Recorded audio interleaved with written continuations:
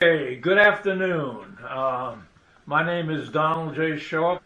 It's January the 25th, the new year, 2022. These two big volumes here, right here, of my 30-volume series, I've been working 60 years on a history of the North Shore and a genealogy of the Sharp family.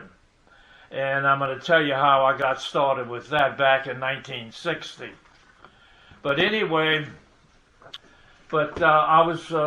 became a teacher. I went to school in Colorado, and after Greeley, Colorado, and after 4 years I graduated. One of my minors was history, and I love history, especially Louisiana history.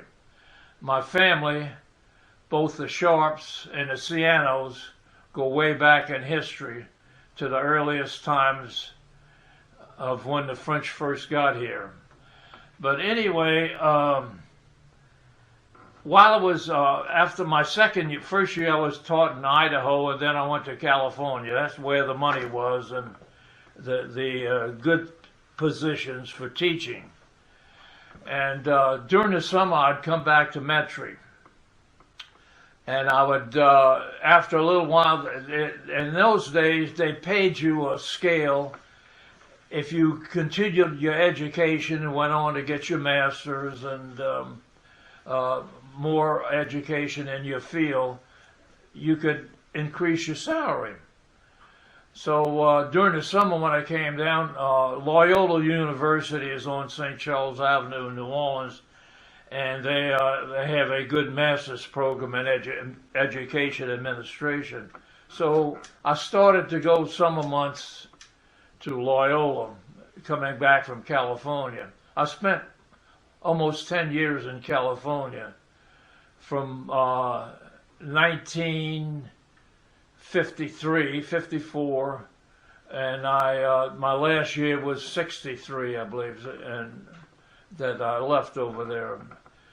But anyway, when I was home, my dad was a railroad engineer for the IC Railroad, and he retired after 45 years of being a fireman and a railroad engineer. And he got out the old family Bible, a Bible that was started by Marshall Sharp, my great-great-grandfather, in 1850. And we knew that they came from Mandeville, but we didn't know too much about them. So when I was home going to school, my father retired, and he got out the Bible and he started saying, "Who are these people?" And they had names in there who was married and born and raised. And I said, I don't know, but we knew they were from Mandeville. And just about that time they were working on a bridge. It was called the Causeway, 24 miles across Lake Pontchartrain from Metairie, and it ended up in Mandeville. So I said, in 1960, it was probably 58, 59, I said, okay. I took the Bible. I was tired of him asking me. I said, okay, I'll finish my master's. I said, let me go see over there and see what I can find about the Sharps. So anyway, I crossed the causeway, and after you cross the causeway, they didn't have all the modern roads and paved like they have now. And a lot of them were gravel roads. So as soon as I got off, I noticed that they had a Ford agency named, and the owner was Coetzee Sharp, Zachariah. And so I said, well, that was a good place to start. But anyway, I started researching the Sharps.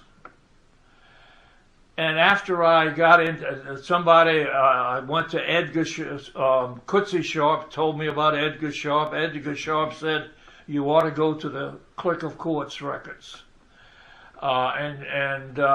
That's where all the records are, and the marriage certificates and things on the Sharp family. They married into the Spells, into the Strains.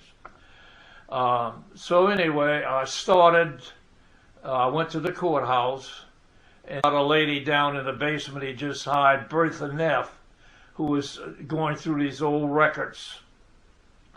that they just moved the courthouse from an older building into a new building in Covington. So I went down these metal stairs, and as I got down the metal stairs, I was very disappointed. There were some old benches with piles of boxes. There was a couple of file cases, old rusty file cases there. And there was an elderly lady sitting at a desk and everything.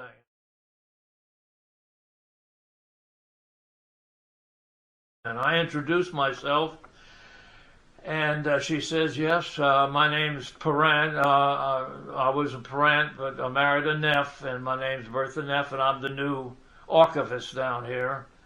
She says, come on over, I want to show you. I told her what I was interested in, the Sharp family, and the spells, and the strange. She says, come on over here, I want to show you something. So we went over to one of the tables, and they had these old boxes with pigeon mess on them and everything, splitting at the sides. And she says, this was saved from the other courthouse. A lot of it, she said, sadly to say, some of the workmen took the boxes and threw them in a trash can, and they got lost. But these were the ones that were saved. But here, she showed me one old one that was splitting on the side, and on top of it there was looked like a circular wax seal attached to a document, and she lifted it up, and she says, this is one of the British West Florida seals, land grants, that was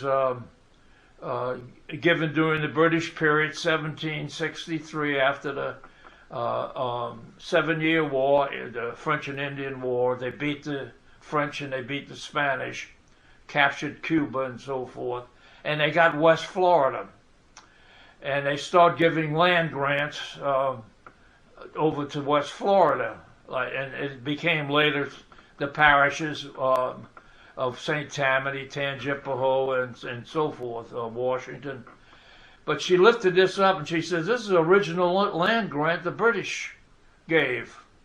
It turned out to be, I was interested in the spells, the strange, and of course the Sharps came in after that. But that got me interested. So over the years I started to collect this information. Someone said, why don't you go see the Calvins? Melba Calvin and Harvey S. Calvin. They live on the lakefront.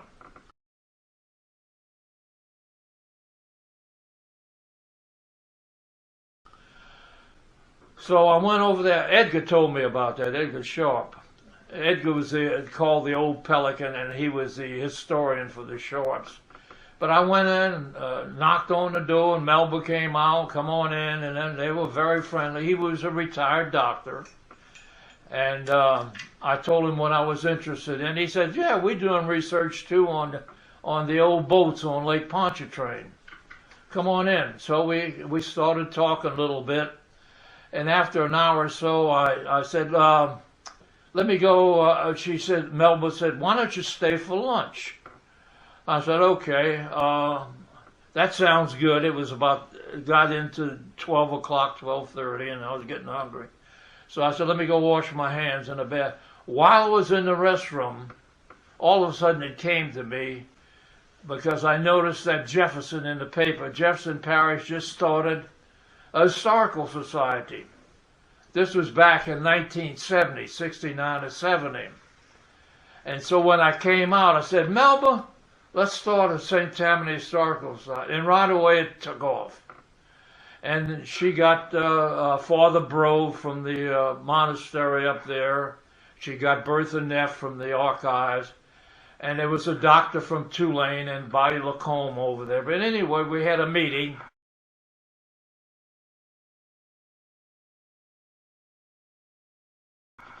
And from that time, it took off. A lot of people were interested. We had some meetings there where almost all the chairs we put out with, they had 50 people there at the meeting.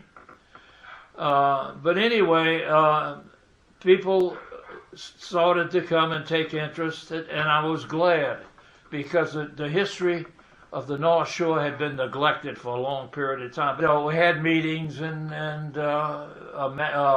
magazines, articles were published, and so forth. We had a St. Tammany Historical Gazette put out by Elder Bawani,